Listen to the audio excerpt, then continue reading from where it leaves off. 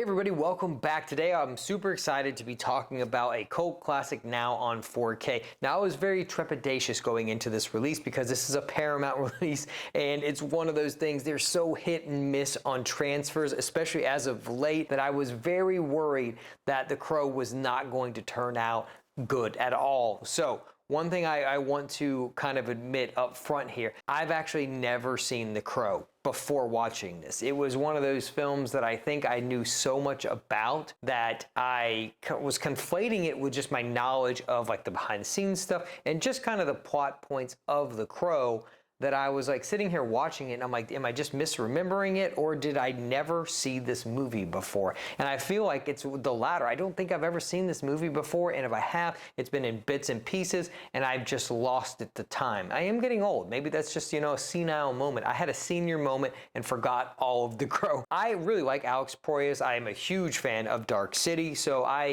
that's why I think I thought I had seen it. I own it. I own it in 2 formats other than this one. So it's crazy that I don't think I've ever seen it. And I don't know why. Sometimes I think we just conflate movies together and they all blend together, and then you watch a movie and you're like, I don't think I've ever actually seen this movie, just because the zeitgeist and the knowledge of the film is so pervasive, like in the culture, that you feel like you've actually seen the movie. And then when Ernie Hudson came on the screen, I was like, damn, I've never seen this movie before. But I am pleasantly surprised on all fronts, so I do want to discuss the 2 Steelbook releases and what I think about them. I'll show off the Steelbook here that I purchased, and then we'll talk about the video, the audio, and then what I think about the film, because I really did enjoy my time with this film. So let me show off. I got the standard Steelbook that is non-exclusive, so I really do like this art. I do like the Walmart one, which I will put on the screen after I am done showing this off, so you can kind of see what that is.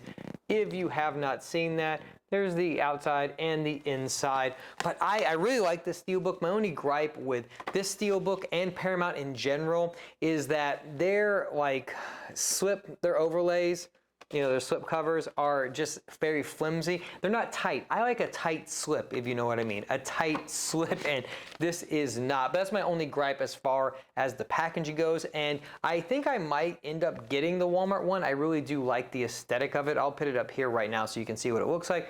But I really do like that one. And I love the film, so it's one of those things. I didn't expect to like it as much as I did. One, because I thought I'd seen it, so I was like, oh, I'm just going to watch this and see the video presentation and the audio. But it's wholly new to me, and so this kind of also makes me think, because when I was watching the new Crow, reboot 2024 trailer, I was like, this does nothing for me on any level. But now, having seen this movie, I see why people are kind of like and icky about it, because that movie looks bad, and in definitely comparison to the charm and the gothic feel that this film has, that new one just looks rough and not very cool, and a very generic take on what I think this film does very well, and its charm. And I really like Alex Proyas. Again, I love Dark City, so that is a movie that I really love and very personal to me. So I'm excited that I can add this to my love of Alex Proyas as it continues. So how did the video and the audio turn out before we talk about the film? This is a new 4K scan. It does have Dolby Vision and HDR10. On the audio front, this has a DTS Master Audio HD 5.1 track. And so I thought the audio actually sounded really good. I want to talk about that before the video, because I was kind of shocked that it kind of sounded like this. I own 2 previous releases of this movie, which is also shocking that I've never seen it. But that was, again, I think fever dream. I thought I owned it, or I thought I'd seen it before, but I owned it. I owned it, but hadn't seen it. It's one of those weird things. And so I was actually pretty impressed with the audio on that front. It sounds really good. It's explosive when it needs to be explosive. The dialogue is all clear and crisp. So, stand out to that. I think it would have been cool to have an Atmos here, because there are a lot of stuff that you can do, I think, with the Crow and the music and a lot of that stuff that could feel a little bit bigger than it is. But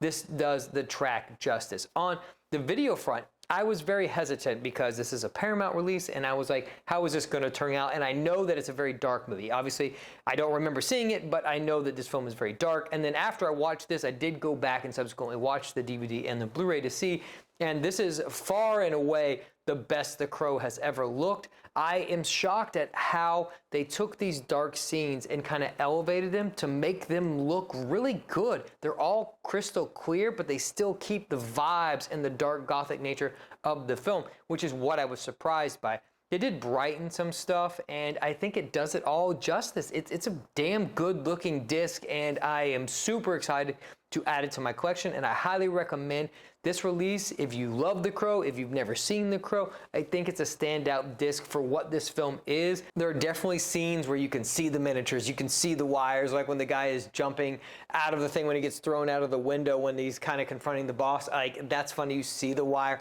But that's, I think, the charm of the film, when you can see the miniatures and stuff like that. And I don't know, man, it's very 90s. It's very like post-punk. You can see the influences on the music and all of that. So I just really liked it. Is it cheesy? Yes, but it's a great time. Ernie Hudson is great in this movie, which it's Ernie Hudson, so I didn't suspect anything less, but I just kind of like the vibe and the flow of this movie. I think it's a cool little 90s movie that I am happy that I got to see. So, on the video front, I think it's a standout. It kind of shocked me. Paramount, like I said, is hit and miss with their releases. Sometimes they knock it out of the park. Sometimes they leave a lot to be desired on the video front, but this is no slouch in that department. And I'm super excited to tell you that I think The Crow is definitely worth a pickup. And again, on that audio front, I think it's also a fantastic release. Now, the movie itself, like I said, I love the movie. I think it's super cool. And I could get where it could seem cheesy. You got to take it for what it is. And I will say, in the very beginning, I'd say like the first 20 minutes, I was kind of like, this is stupid. This is real dumb. And I was sitting back in my chair being like, am I going to like this movie? Because I think it's kind of cheesy, but then it ebbed and flowed, and it sunk its teeth into me, and I personally just ended up really liking it and really liking Brandon Lee, portrayal of this character. And then you've got the little girl Sarah, and it all just kind of weaves in this perfect way where he's not only taking justice out on these guys. I like the supernatural element. They don't explain it. It's just like, hey, you died.